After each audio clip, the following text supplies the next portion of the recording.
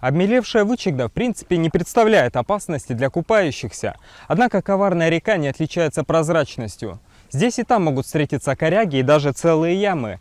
При этом здесь очень сильное течение, и чтобы уйти под воду, достаточно просто оступиться.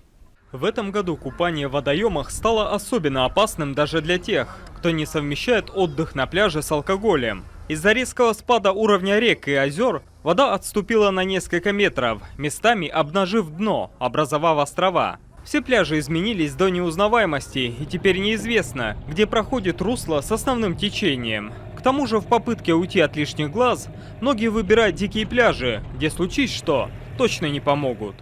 Эта история тоже могла бы закончиться трагически, если бы не чудесное появление и тогда еще неизвестного спасателя. Владимир Телепин, который отдыхал на пляже в местечке Алешино, спас мужчину и мальчика, а затем двух девочек. Интересно, что между двумя инцидентами прошло порядка 30 минут.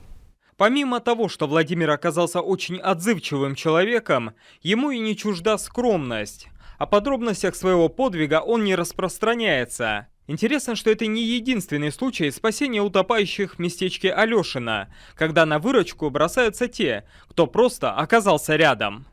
А уже на следующий день на этом же пляже произошло еще одно чудесное спасение. На выручку утопающим пришли молодой человек и подросток, которые вытащили из воды мужчину и его дочку. Имена настоящих героев пока что остаются неизвестными. Но надеяться на героев не стоит, отмечают специалисты. Важно самому оценить свои шансы на спасение, либо не лезть в воду, если не знаешь броду. Павел Королев, Олег Костромин, телеканал Юрган, Сыктывкар.